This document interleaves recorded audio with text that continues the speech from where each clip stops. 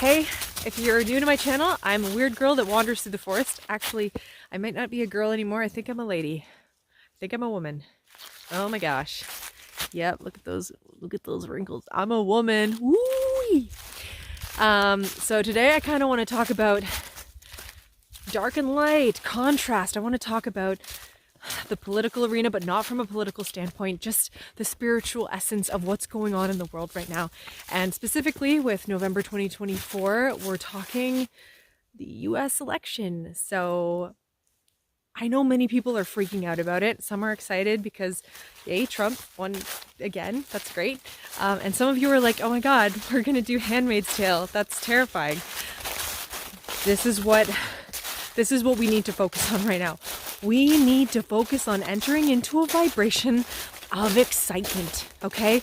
Because this entire game that's being presented for us, this entire show, because it's basically like a movie or a TV show, it's hard to believe that it even exists. It's here to show us something, right? It's here to illuminate something in our minds.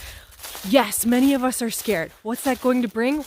That which you fear will come upon you, okay? We need to move into an energy of acceptance, an energy of love, which feels extraordinarily difficult when someone is being potentially cruel and demeaning. But we need to accept that whatever Trump does and whatever his team is going to do is actually going to inspire and illuminate so much love and so much power in our hearts. Now that may be a confusing sentence, what I just said, but think of when Hitler took over in Germany. What did it do? It forced people to come together and realize that this was not what they wanted. This was not what they wanted humanity to represent. So we are coming together as a collective of love and of powerful light, and to say, this is what we represent.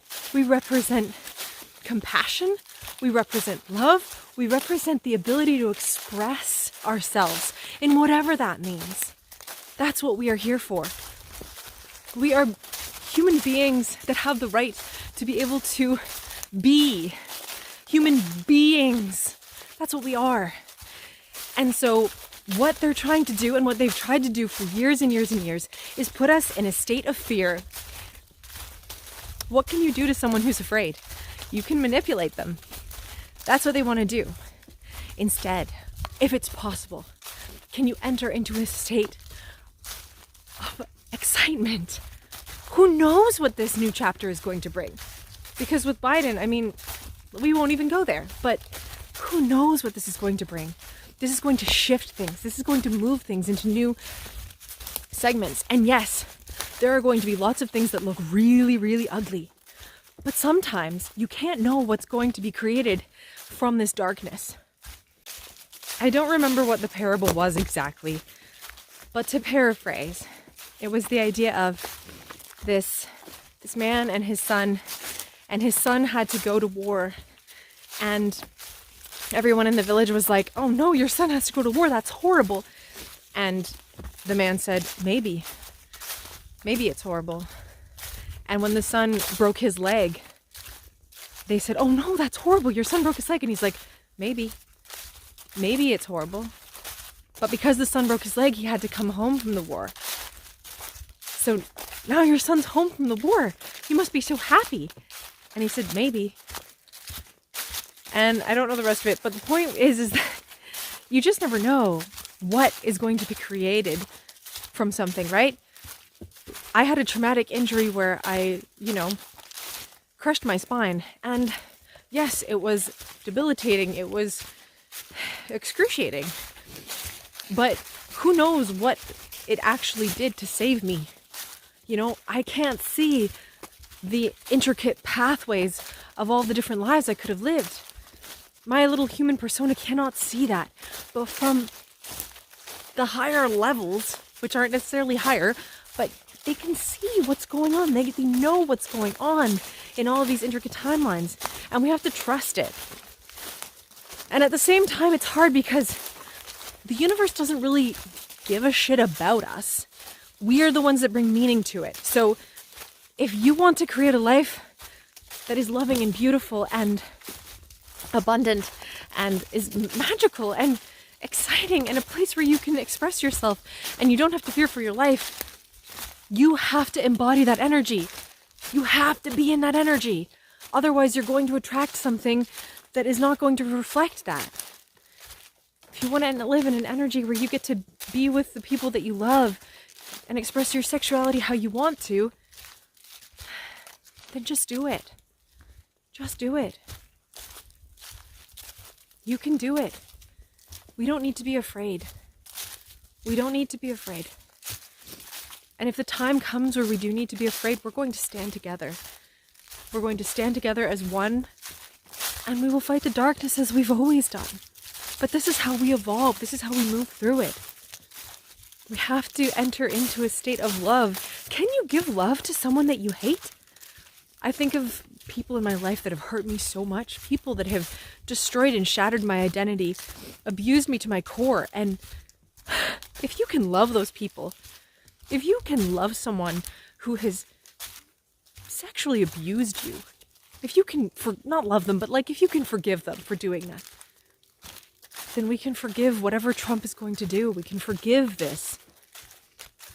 Because he is a direct reflection of something deep within us that we haven't clearly acknowledged yet.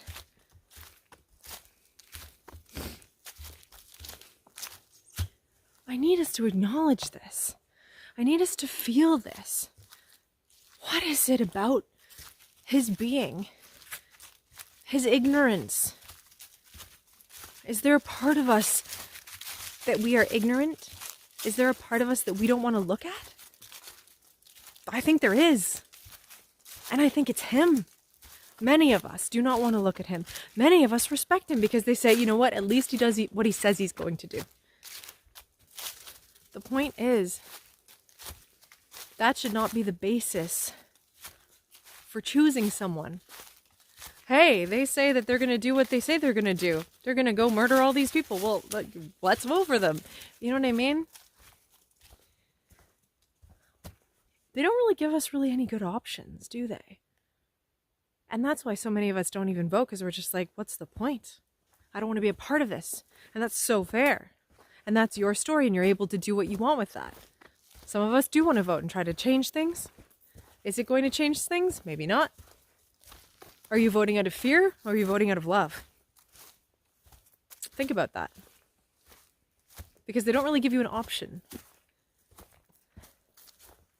They want to make you stressed. They want to make you hate the other side. What's that going to do, hating and loathing the other side? Humans have been at battle with themselves for millions of years. I would imagine. Not only battling within, but battling without. That feminine that so craves to just be loved. Loved and nourished.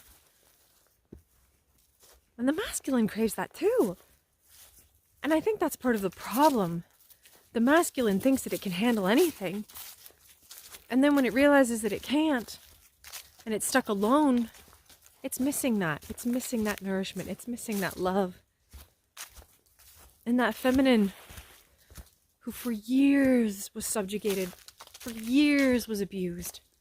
Finally, we're coming into this power. And yes, it looks different for everyone. But we shouldn't be afraid to express our truth, no matter what it is. And it's strange that for some of us, we feel like the feminine especially has to put on this air of masculinity. You know, we have to chop off our hair. We have to be like, sexual freedom for everyone. That's a perspective. That's a direct reflection of fighting against something. Or trying to mirror it in a way. There was a time where I wanted to dress as a man because I didn't feel safe. Because I had been abused by a man in my life, and I thought that if I was a man, I wouldn't be abused. If I look like this with blonde hair walking around town, I'm going to get grabbed and taken. But if I look like a man... But it's about that energy that you're putting off. It's about being grounded and powerful in the being that you feel that you are. Not being something that you feel like someone wants you to be. And I'm saying things that everyone probably knows. But I'm in the woods, so maybe that's cool. I don't know. I just hope that we can shift to a timeline where we really get a chance to embody this love that we all so desperately want to feel and express. And not this competitive falsity all the time of who's got the best this and who can do the best that. Everything's a competition. You go onto the TV and everything's a competition. Go online, social media, it's a competition. Who has the most likes? Who has the most subscribers? It's all a competition. It's all about who's the winner. The winner is going to get the most wealth. They're going to get the most friends, potentially. They're going to get the most abundance. At least that's what they want you to think. There are plenty of people who have tons of wealth and abundance that are locked in their houses, afraid to even come out. Like Johnny Depp says, you know, when you're famous, they shower you with all this confetti. But after a while, the confetti starts to suffocate you. They just keep throwing it, and you can't escape it. So, I really hope that we can shift out of an energy of competitiveness, of lack, of feeling like we're never enough. And love. If we can love ourselves, then we can love those dark parts of others that we're afraid to love. Because those pieces are in us. They're in all of us at different levels. We're just afraid to look at it. But if we can really look at it, we might be able to move forth and enter into this heaven on earth that we so describe. Not the Handmaid's Tale that we so fear. So, I am sending you love, excitement, and abundance.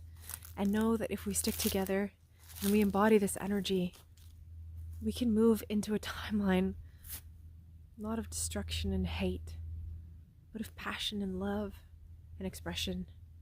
And yes, we might have to lose a few battles first, but I know that we can step into the light once we've overcome the shadow. So, sending you love, and I know that we can do this. So,